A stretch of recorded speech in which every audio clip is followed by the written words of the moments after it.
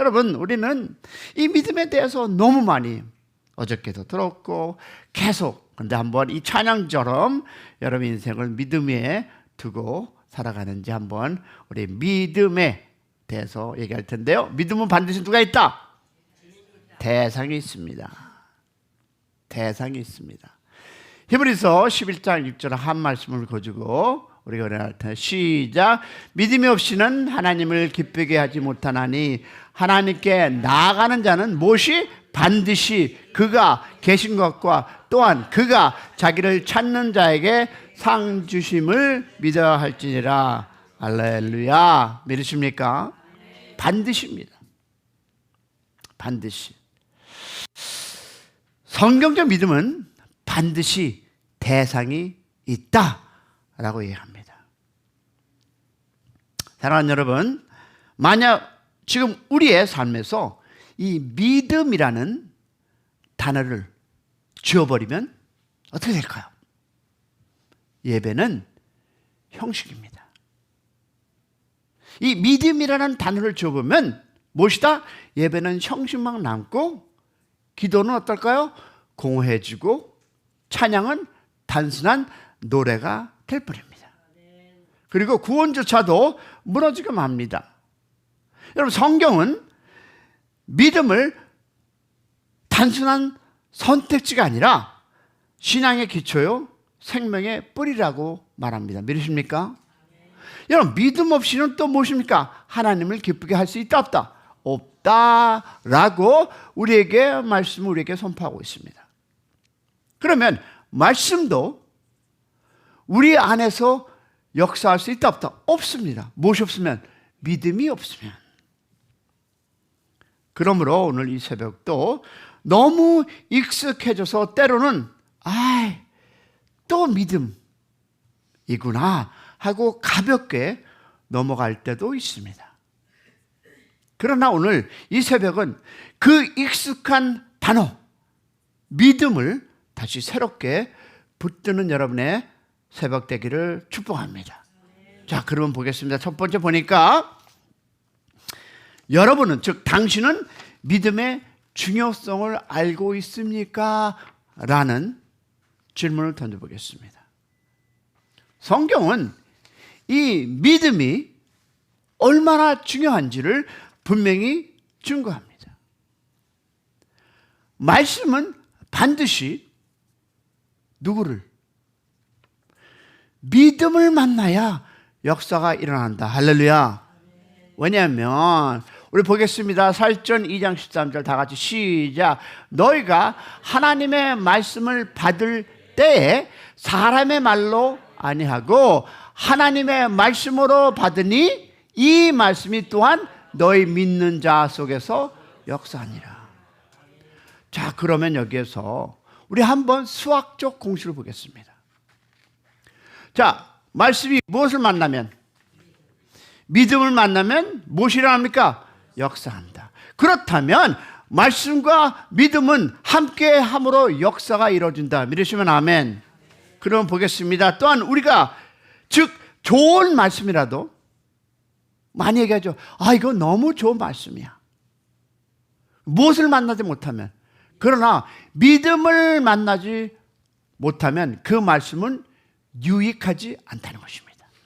자, 보겠습니다. 시작. 저희도 복음 전함을 받은 자이나 그러나 그들은 받는 바 말씀이 유익되지 못하는 것은 듣는 자가 무엇이? 믿음이 화하지 아니하라. 자, 공식을 또 볼게요. 여러분 수학 좋아하시죠? 자, 공식 보니까 말씀과 무엇이? 믿음이 함께 할 때 무엇이? 유익하다는 것입니다. 자, 그러면 하나님은 믿음을 만날 때 기뻐하신다 안 한다? 하십니다. 여러분, 에녹이 어떻습니까? 에녹의 믿음이 누구를? 하나님을 기쁘게 하였음을 성경은 증거합니다. 자, 한번 볼까요? 시작. 믿음이 없이는 기쁘게 누구를? 기쁘게 하지 못하나니 하나님께 나아가는 자는 반드시입니다. 반드시 그가 계신 것과 또한 자기를 찾는 자에게 상 주심을 믿어야 할지니라. 히브리서 11장 6절. 우리는 이걸 들었습니다. 자, 그러면 공식적인 뭡니까? 하나님 플러스 뭐가 있어야 된다? 믿음. 그러면 그러므로 누구를 기쁘게 한다? 기뻐하심입니다. 여러분, 히브리서 11장은요 이 사실을 잘 보여주고 있습니다. 자, 아벨은 믿음으로 뭘 했어요? 제사를 드렸고, 노아는 믿음으로 방못을 줄을 준비했고, 아브라함은 무엇으로? 믿음으로 고향을 떠났습니다. 또 모세는 믿음으로 홍해를 건넜습니다. 즉 여러분이 보는 그 모든 그 말씀 안에서 그들이 했던 모든 행위는 무엇을 통해서? 믿음으로입니다. 믿음으로 선진들은 모두 무엇과? 말씀과 믿음을 만난 사람들이었습니다. 그런데 마귀는 여러분 가만히 있을까요? 여러분 혹시 마귀의 전략을 아십니까? 마귀의 첫 번째 목표는 뭘까요? 모든 사람이 구원받지 못하도록 막는 것입니다. 그리고 그 목표가 실패하면 뭘 할까요? 두 번째 목표는 구원을 받은 성도들, 여러분과 나를 무능력한 삶으로 만들려는 것입니다. 그러면 마귀의 전략은 아주 간단합니다. 뭘까요? 무지와 오해입니다. 자, 믿음으로 구원받았다는 진리를 모르거나 오해하면 구원을 잃습니다.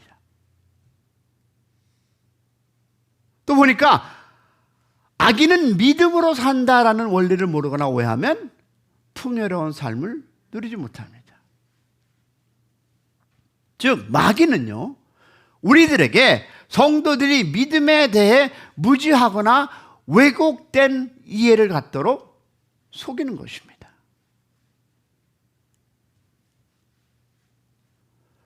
여러분이 잘 아는 종교개혁 그 시대에 말들 루터는 오직 무엇으로? 믿음으로 라는 이 복음을 붙들었습니다. 많은 이들이 행위와 면죄부에 묶여서 구원의 기쁨을 잃었을 때 루터가 그 붙든 믿음은 뭘까요? 그 믿음이 교회를 세웠습니다. 여러분 잘 아는 걸로 한번 설명해 볼까요? 자, 사랑은 반드시 무엇이 있어야 합니까? 대상이 있습니다. 여러분 사랑은 홀로 존재할 수 없습니다. 우리가 이런 얘기하죠. 아, 저 사람 사랑에 빠졌다 라는 말은 반드시 사랑의 대상이 있음을 전제합니다. 사랑은 대상에 대한 긍정적인 태도이기 때문입니다. 자, 그렇듯이 마찬가지로 믿음에는 반드시 무엇이 있다? 대상이 있습니다. 여러분 믿음 또한 대상이 없는 믿음은 존재할 수 없습니다. 사랑이 사랑의 대상에 대한 태도이듯 믿음은 무엇이다? 믿음의 대상에 대한 태도입니다. 자, 성경적인 믿음의 대상은 누구예요? 하나님, 예수님, 그리고 누구다? 말씀입니다. 따라서 대상이 잘못되면 믿음은 성경적이지 않습니다. 믿음에 문제가 있는 사람의 공통점은 뭘까요? 믿음의 대상에 대한 네게티브, 부정적인 태도를 가진다는 것입니다. 그러므로 성경적 믿음이란 곧 하나님, 예수님 그리고 믿음에 대한 긍정, 파스럽, 그리고 능동적인 태도입니다. 자, 여러분이 잘 아는, 들었고 기억한 분이 있죠. 다니엘의 세 친구입니다. 자, 사드락과 메삭과 아벳느고는 풀무를 앞에서 어떻게 고백했습니까? 우리가 섬기는 하나님만 믿겠다. 여러분, 그들의 믿음의 대상은 하나님뿐이었기에 주님은 그들과 함께 하셨습니다. 아멘이십니까? 즉, 믿음의 양보다 믿음의 대상이 더 중요합니다. 많은 분들은 그러죠. 나는 믿음이. 근데 여러분 아십니까? 믿음은요, 양보다 그 믿음의 대상. 자, 어느 날 제자들은 주님 앞에 이런 요청을 합니다. 누가복음 17장 5절에 우리에게 무엇을? 믿음을 더하소서. 여러분, 이런 기도 많이 합니다. 근데 들어보세요. 제자들은 믿음의 무엇을? 양을 문제 삼았습니다. The big faith. 더 큰 믿음.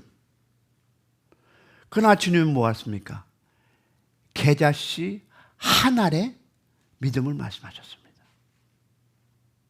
그럼 믿음의 양이 아니라 보면 믿음의 대상을 강조하셨습니다. 여러분, 이단들의 특징은 뭡니까? 열심과 집착입니다. 그러나 아무리 많은 열심이라 해도 믿음의 대상이 잘못되었기 때문에 결국 구원에 이르지 못했습니다. 이것이 바로 이단입니다. 자, 따라서 문제는 amount, 양이 아니라 대상입니다. 여러분 보세요. 믿음의 양에만 집착하면 교만에 빠지거나 낙심하게 됩니다. 내가 어떤 믿음을 갖고 있으라고 자랑하는 분 많이 있습니다. 근데 여러분, 하나님은 그 양을 보시는 게 아닙니다. 즉 결국 자기 자신을 믿는 길로 빠지는 것입니다. 그러나 믿음의 대상이신 하나님을 제대로 알고 경험하는 사람은 어떻게? The humble, 겸손하게 삽니다.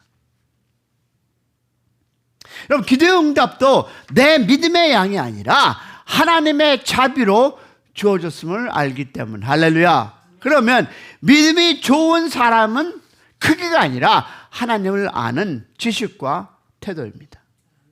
반대로 믿음에 문제가 있는 사람의 공통점은 하나님에 대해 무지하거나 오해하는 것입니다. 초대교회가 어땠을까요? 많은 것을 가진 사람들이 아니었어요. 그러나 작은 믿음이라도 부활하신 주님께 두었습니다. 그래서 로마의 박해 속에서도 찬송하며 순교의 길을 갔습니다. 겨자씨 같은 그 믿음이었지만 믿음의 대상이 하나님이었기에 교회는 어떻게 꺼지지 않고 오늘날까지 이어졌습니다. 여러분, 믿음은 반드시 대상이 있어야 합니다. 그 대상은 뭐니 해도 머니가 아니라 하나님과 예수님과 그리고 말씀입니다. 할렐루야. 여러분, 믿음의 또 양보다 더 중요한 것은 뭐다? 믿음의 대상입니다. 할렐루야. 그러므로 우리의 기도의 그 초점은 믿음을 더하소서가 아니라 하나님을 더 깊이 알게 하옵소서가 되어야 합니다. 믿으십니까? 여러분, 아브라함은 여호와 이레, 모세는 여호와 나시, 다윗은 여호와는 나의 목자시냐라고 고백했습니다. 그러면 그들의 모든 그 고백은 뭘까요? 믿음의 양을 구한 것이 아니라 하나님을 더 깊이 아는 자리에서 나는 고백합니다였습니다. 그러면 오늘 우리의 기도도 같아야 하지 않을까요? 주여 믿음을 더하소서가 아니라 주여 주님을 더 깊이 알게 하옵소서. 이런 믿음으로 한번 우리 찬양해 보시기 원합니다.